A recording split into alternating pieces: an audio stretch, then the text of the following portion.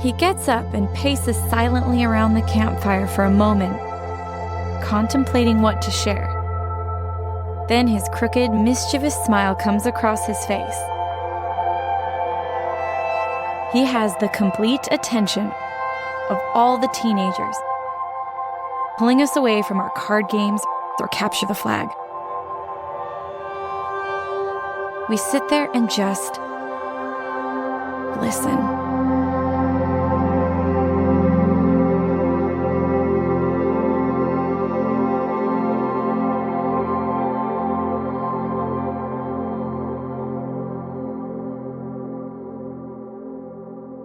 Through her striking blend of violin, dance, costuming and electronic music, Lindsey Stirling has won over fans around the world and made herself a modern music sensation.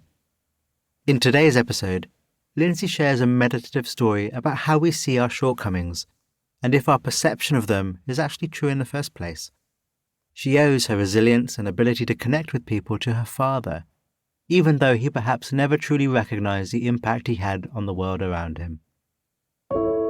In this series, we blend immersive first-person stories with mindfulness prompts to give you a deep sense of well-being at any time of the day.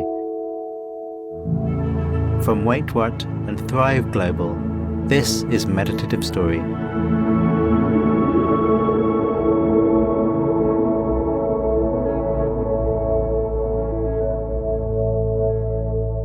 I'm Rohan, and I'll be your guide.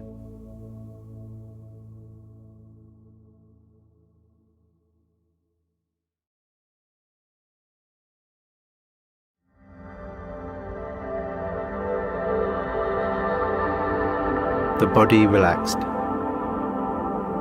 The body breathing. Your senses open. Your mind open. Meeting the world.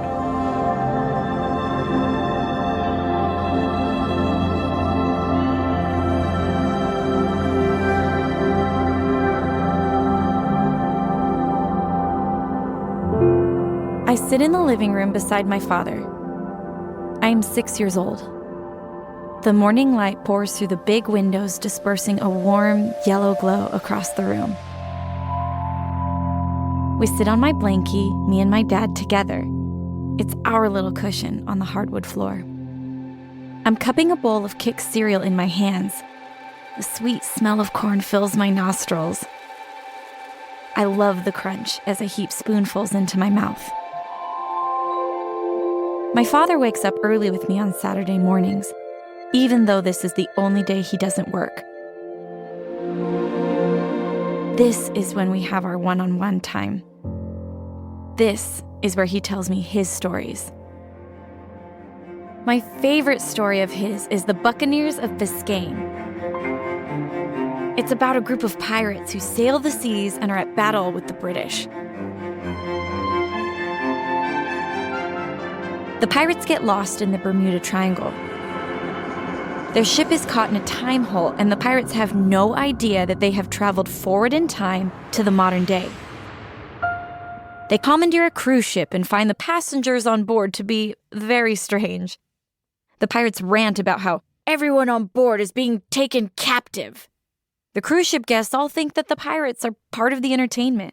When instructed to dig up a beach for buried treasure, they laugh, play along, and think it's all part of the fun. My Saturday morning stories with my father are sometimes pieces from movie scripts he has written and are sometimes awesome adventures from his own life. He has stories from when he narrowly escaped the revolution in Chile.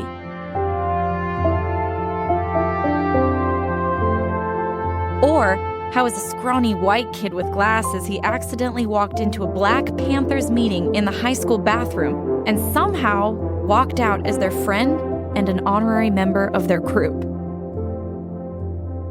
Or how he took my mom to Wendy's on their first date, full of humor and generosity without a dime to his name. Sometimes I find it difficult to tell which stories are real and which are made up. He is a gifted storyteller. I sit wide-eyed listening to every word. My dad works from home in his little office. His day job is a freelance writer in advertising. But he stays up late into the night typing away at movie scripts he's going to pitch to Hollywood studios. Some days, I sit on the floor next to his computer, just laying there as he types, falling asleep to the sound of his fingers hitting the keys. I sit with him on my blankie and think, "Oh, Dad, I want to live a life like you. I want to go places. I want to meet people. I want to see things." Listening to my father, I am transported to faraway places, and I, too, begin to dream. I didn't realize it at the time, but he is planting seeds for me to pursue my own dreams. To imagine a life for myself beyond the ordinary, beyond what I see every day. We live in LA. His dream is to become a scriptwriter, but none of his plays or screenplays have been made into anything real yet. He doesn't have the success that he wants, but he takes whatever work he can find. While I don't know it at the time, we barely get by, living paycheck to paycheck. But that's not what I see.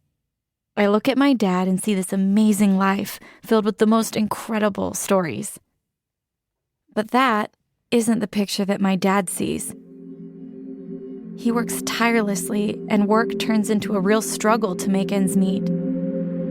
While chasing his own dreams, Dad begins to notice that my sisters and I start to have our own little dreams pop into our heads. I want to play the violin.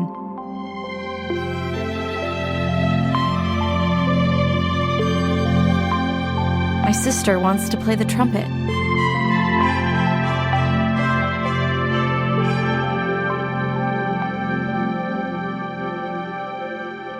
And after years of trying to make it work, my parents decide that our LA life isn't working. It's time to find something else so that they can help their kids live their dreams. When I'm 8 years old, our financial challenges force my father to let go of script writing and leave LA behind. We move to Arizona, where he teaches religious studies as a seminary teacher. This is a path that he had abandoned many years ago, but finds his way back after his Hollywood dreams didn't take shape the way he wanted. My father never loses his love of writing and telling stories. He doesn't stop channeling his creative energy into a more personal audience, his children, his students, and our new community in Arizona. As I get older, the living room floor is replaced by another one of my father's favorite spots: the campfire. We go camping every year with families and friends. We all gather around the campfire at night, and the same request comes year after year. "Brother Stirling, tell us the story." He gets up and paces silently around the campfire for a moment, contemplating what to share. Then his crooked, mischievous smile comes across his face. He has the complete attention of all the teenagers, pulling us away from our card games or capture the flag. We sit there and just listen. It's cold enough that we can see his booming voice turning into smoke as each word escapes his mouth into the crisp air. The only thing that breaks the silence, aside from his voice, is the crackling of the fire. You can feel the fire's warmth and the serene silence of the woods all around you. It's perfect.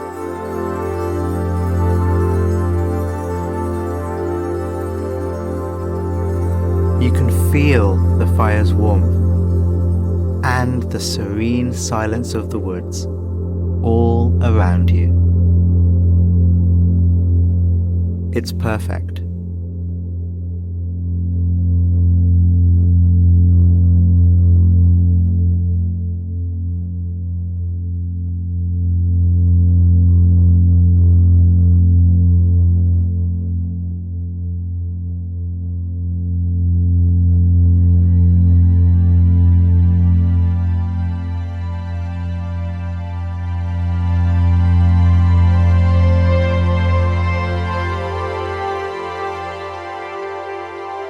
I love the story of how one time he takes his parents' motorhome and he and his best friend go off bumming around the country.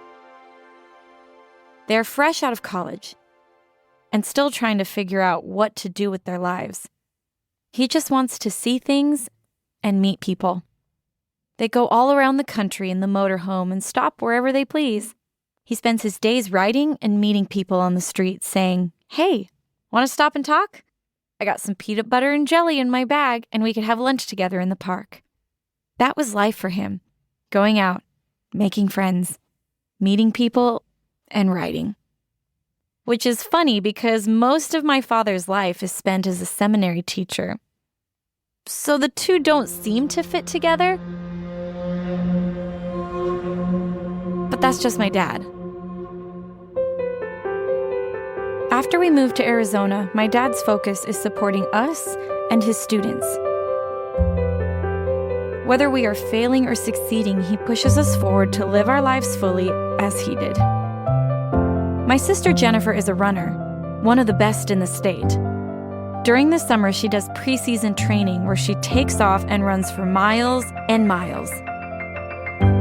It's too hot to train during the day, so late at night, my dad gets into his old Buick Skylark, pulls out of the driveway, and takes his position behind Jennifer. She begins her run, and he drives slowly behind her.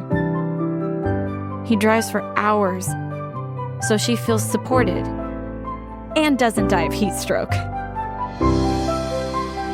Gently guiding and pushing us from behind, never blocking our way or creating a hurdle, my dad's faithful presence is always there. And he drives the distance for me too, going miles and miles to and from Metropolitan Youth Symphony, where I perform as a teenager. The car rattles and overheats along the way. We constantly have to pull over to fill up cups of water just to douse the radiator until it's cool enough to drive again. Years later, my childhood dream of performing lands me on the stage of America's Got Talent. It doesn't go well. On live TV, I get an X, fans vote me off the show, and the judges tell me that I sound like a bunch of rats being strangled. In front of 11 million people, I have the most embarrassing moment of my life. I am devastated. I run backstage and sob on the bathroom floor for an hour. I feel like I've blown the biggest moment of my life, and I can't even describe the amount of disappointment and humiliation I feel at that moment. Everyone I know is watching and cheering for me, only to watch me fail. The custodians find me and tell me that I need to leave the studio. So I go out onto the street to face my family. I keep thinking, what am I gonna say? They're gonna be so embarrassed for me. They traveled to be here to hopefully watch me succeed, and now what? I see all of them walking towards me, and my dad runs ahead of everybody and throws his arms around me, giving me the biggest hug. I brace myself, prepared for them to tell me that I was great, when I know I really wasn't. But my dad just wraps his arms around me and says, "I'm so proud of you." I hadn't prepared an answer for that, so I sink into his puffy coat and let the warm tears stream down my cheeks and spill onto his scarf. At that moment, I realized that no matter what I do, he will always love me.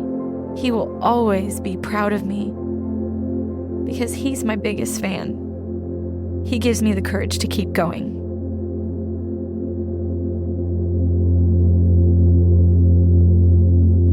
Rest with your image of their embrace. Can you feel the movement that Lindsey has enjoyed? The movement from devastation to determination. Whatever is here for you, let it be here.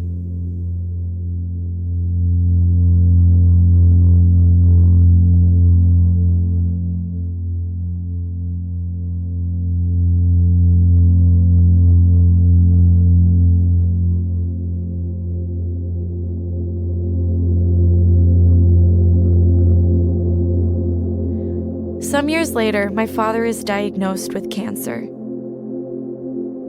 It is so hard to watch him become weak and thin, to watch him struggle to put one foot in front of the other, and to push him in his wheelchair. His once animated and booming voice is scratchy and full of stutters. 18 months later, the cancer has spread to his brain, and his mind starts to go. A lot of the things he says aren't clear anymore. That is probably the hardest thing to watch deteriorate, his brilliant mind. Everything about him continues to fade. At the end of his life, he writes one last series of books. And he wants so badly to get them published because he knows he's dying. That's what became important to him. It's what he cares about more than anything, his need for his stories to be heard.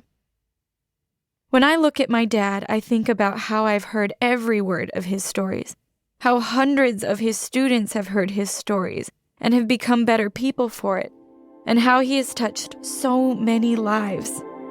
But he doesn't realize any of this himself until the dream.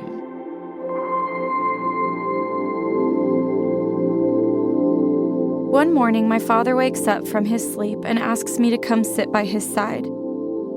I take a seat and patiently listen as he struggles to share a dream from the previous night. At this point, it's hard for him to stay awake, let alone speak. In the dream, a bunch of his students come into a room. As they enter, he thinks to himself, "I wish I could have taught them more." One by one, he watches them leave. As they exit, each one stops to say, "You helped us feel loved. You taught us that no matter who we were always loved." Each student files by him, imparting the same message.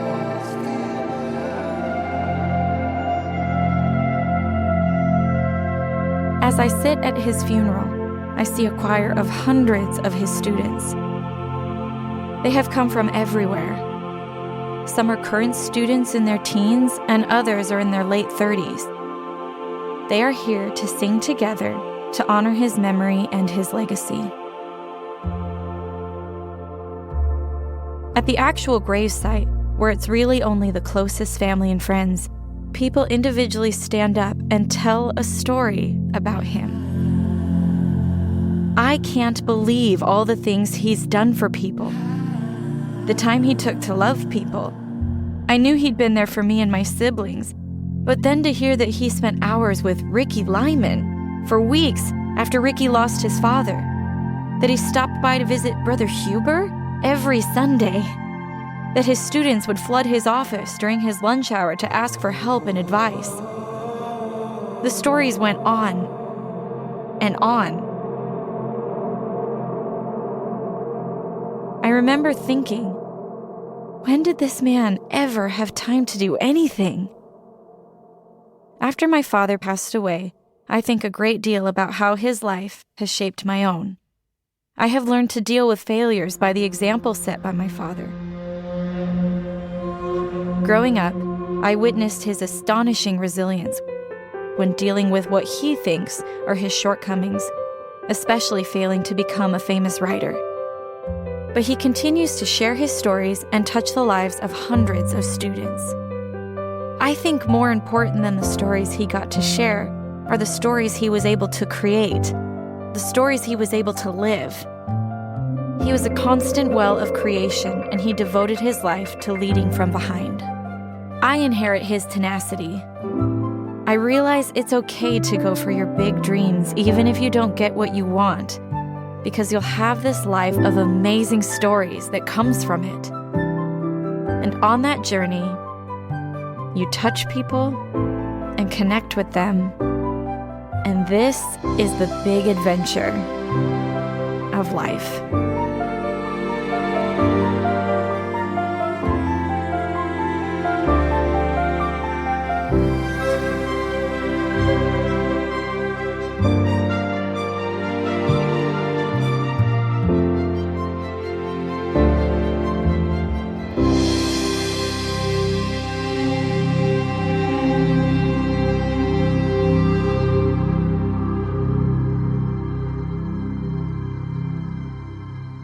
Thank you, Lindsey. In just a moment, I'll guide you through a closing meditation. So, stories. When remembering her father, it is his stories and the power of his storytelling that first comes to Lindsey's mind. And here at Meditative Story, we hear that. The whole premise of this show is that connecting with other people's stories beautifully told can help connect us with ourselves and the world around us. I loved the little detail Lindsey shared of her not always knowing whether a story her father told was made up or not. I see that in my own son, who often asks me if a character in a story is in real life. Answering that question isn't always straightforward, and that's the theme we're going to explore in our meditation together. Let's start by stopping, noticing any residual energy and movement and thought from the story and letting it go.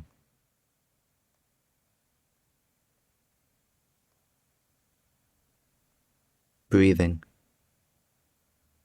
Letting the body be soft, the face relaxed.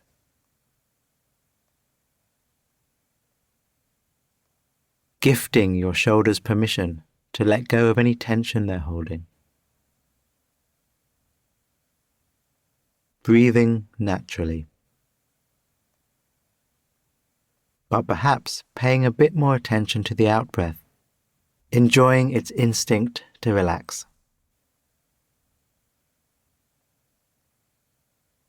Stories. Exploring the line between those which are made up and those that are not. What is a story you tell yourself about the world? Maybe the story you tell is that the world is a scary place or a place full of opportunity. Take a moment to ask the question and recall a story you tell yourself about the world.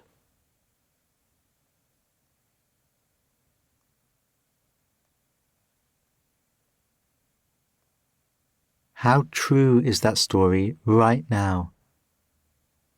Your world is nothing more than the totality of what you're experiencing in this moment. How true is your story?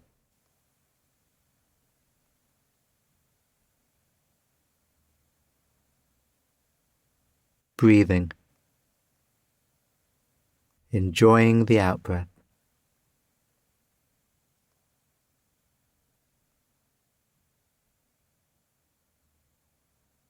Okay. What is a common story you tell about yourself? When you talk to yourself about yourself, what story comes up again and again?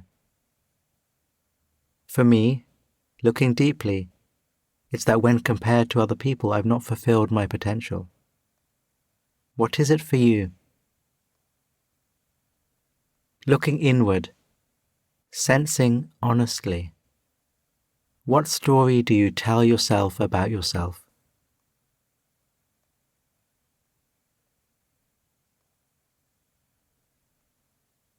And remembering that story in your mind, how true is it really?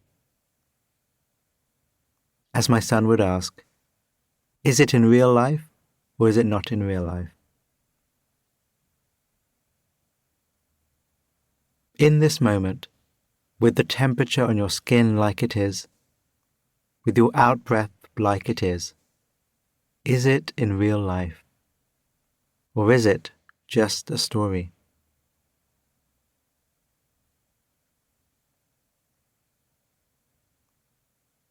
One of the skills of meditation is to hold stories lightly, to enjoy and value them, but know when they're being taken so seriously that they limit us and cloud our senses. And in the spirit of Lindsey and her work, to dance with them.